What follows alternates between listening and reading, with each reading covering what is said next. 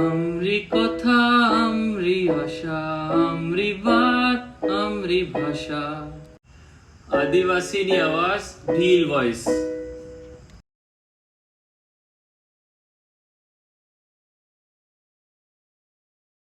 कोई की पानी नहीं, कोई की सड़क नहीं, कोई की बिजली नहीं, कोई की कई नहीं, कोई की आवेदन नहीं, कोई आजकल तो सब पढ़ा लिखा ये हो ही गया। पहले एक भी पढ़ा लिखा नहीं था।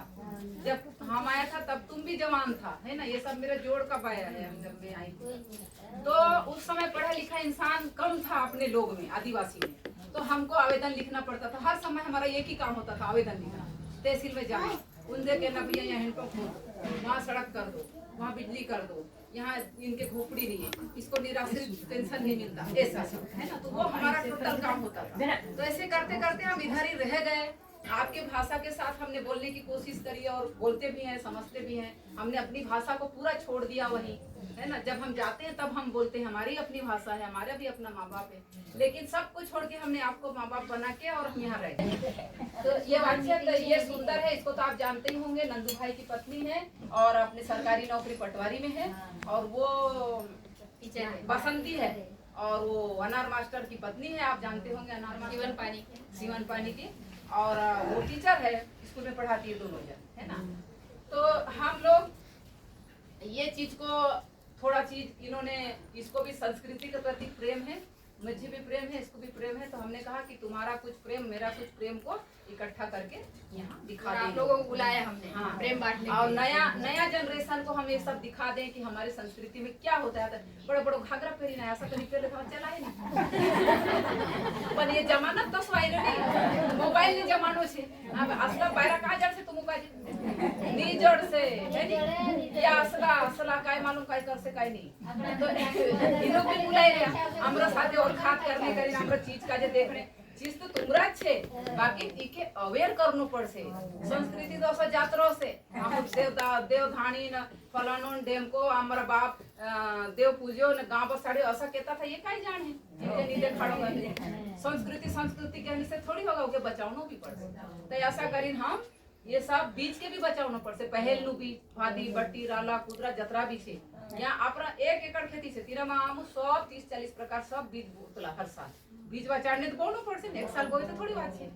तो तुमका जे देखाने ने तुमका जे कहिए भी में कि तुम भी बीज लेना हो से काई मालूम काई लेना आया देखसु हम से अभी हम लोग एक उद्घाटन करी दिया, एक दिवस पड़े अपने काजल माता रानी खिलसिरी कवाए कुछ भी कवाए।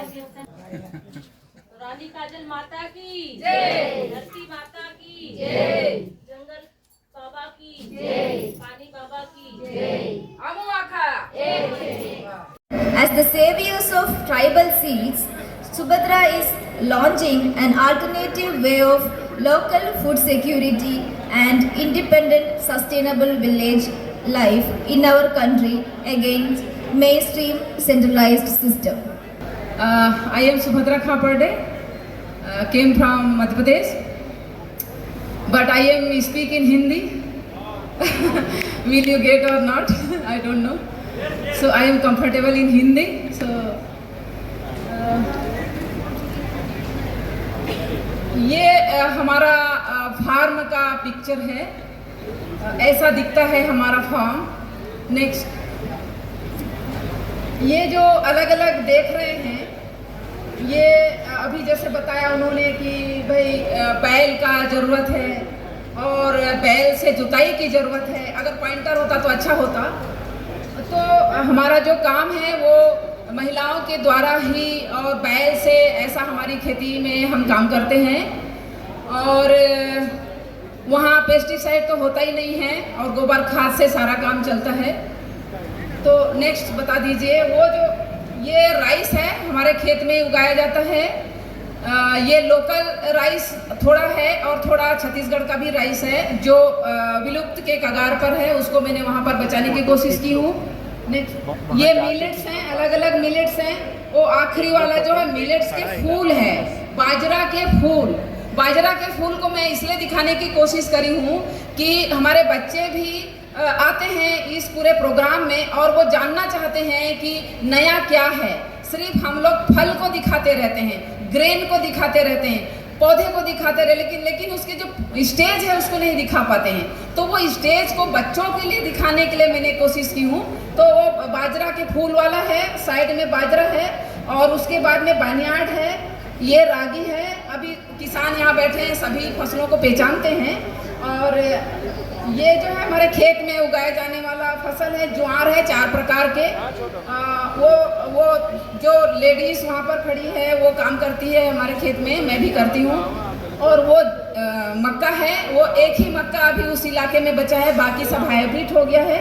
और ये बीज वाला है जो ज्वार है वो पॉपकॉर्न वाला ज्वार है। और ये वाला ज्वार है चिकनी है, जो सिर्फ चपाती के लिए है। रेड रोटी बनता है इसका। और वो है चिकनी ज्वार है। वो चिकनी ज्वार ऐसा है कि आप चकले बेलन से भी बेल करके बना सकते हैं, इतना महीन है, मतलब गेहूं का सब्स्टिट्यूट हो सकता है। और ये ज्वार का फूल है, मैं खासकर बच्चों के लिए उसको दिखाने की कोशिश की हूँ कि जब वो फूल पे आता है तो कैसे दिखता है। और वो आखिरी वाला जो है हॉर्स ग्रेन है, जिसको हम लोग कुलथी बोलते हैं, उसका वो दाना है। वो पौधा कैसे दिखता है, फल कैसे दिखता है, उसके लिए मैंने उसको किया हुआ है। और वो ब्लैक कुलथ है, वो भी हॉर्स ग्रेन। और उसका छोटा पौधा, वो जब छोटे पौधे में रहता है तब कैसे दिखता है। और वो तुअर है, लाल तुअर, जिसको अरहड़ भी बोलते हैं। और ये अरहड़ का जो फूल है वो पीला, और सफेद अरहड़ का जो फूल है वो रेड। ये नेचर का कैसा एक सुंदर एक कहना चाहिए हमारे डेकोरेशन है ना। नेक्स्ट कर दीजिए। वो तिल्ली है, और तिल फूल पे कैसे दिखेगा और उसको काटने के बाद कैसा होगा, उसका बीज का मैंने फोटो नहीं ले रखा। और ये गोनगुरा है, वाइट गोनगुरा और रेड, उसको मैंने फूल में दिखाने की कोशिश की कि जब वो फूल पर आता है तो कैसे दिखता है। और उसका बीज है ये नीचे वाला। और ये राम तिल्ली बोलते हैं हम लोग। इसका तेल सबसे बेस्ट तेल माना जाता है, जितने भी तेल वाले मूंगफली के दाने और बाकी जो है उसमें से बेस्ट तेल इसका होता है। नेक्स्ट वो सन है, सन का बीज है ना। और सन को कैसे प्रोसेस करते हैं वो मैं दिखाने की कोशिश की। उसमें से रस्सी कैसे निकालते हैं, रस्सी कैसे दिखता है, और इसको पतला मोटा कैसे भी रस्सी बनाया जा सकता है। और इस सन का जो पौधा है वो कम से कम 10 फीट तक, 7-8 फीट तक ऊंचा होता है। तो एक लंबा रस्सी होता है, तो रस्सी बनाने में सुविधा होती है। और उसका बीज है। और पटसन है, ये जो पटसन, सन और पटसन, तो पटसन के जो लीव्स है, पत्ती है, वो खाया जा सकता है। और उसका जो बीज है वो अंबाड़ी के बीज जैसा दिखता है, गोनगुरा के बीज जैसा दिखता है। और ये अपने का खाने का तेल भी बन सकता है अंबाड़ी के बीज से, पटसन के बीज से, लेकिन सन के बीज से नहीं। पटसन के पत्ते खाए जा सकते हैं, खट्टा होता है।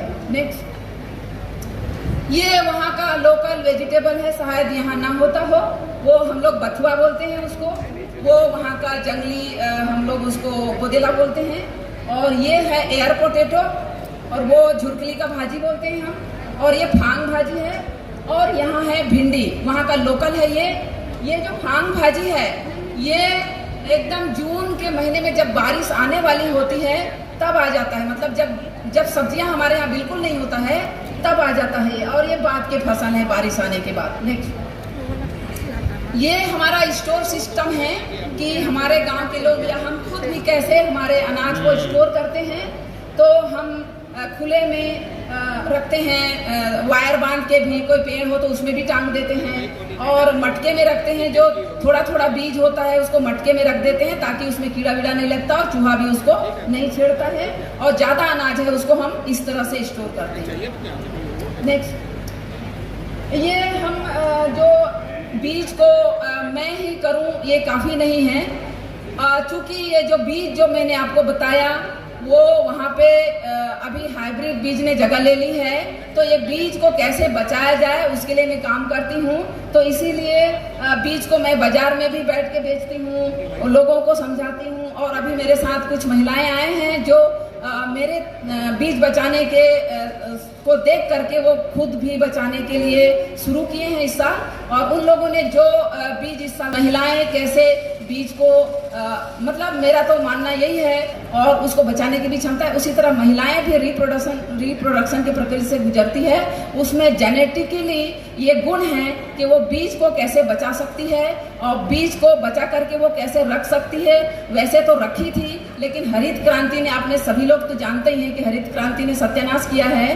तो अब हमको वापस अपने बीज के तरफ लौटना है, और जब तक हम औरतों के हाथ में बीज रखने का काम नहीं देंगे तब तक हम बीज नहीं बचा पाएंगे, ऐसा मेरा मानना है। इसीलिए मैं ज़्यादातर औरतों के साथ काम करती हूँ, क्योंकि हिस्ट्री में ऐसा देखा गया है कि उन्हीं लोगों ने उस बीज को खोज के लाए थे और उन्होंने ही उसको संरक्षित किया था।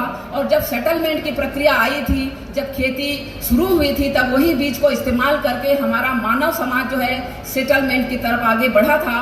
और आज जिसको आप सीड कहते हो, जिसको आप अनाज कहते हो, वो जंगल की चारा ही था, जिसको महिलाओं ने छांट करके इकट्ठा किया था।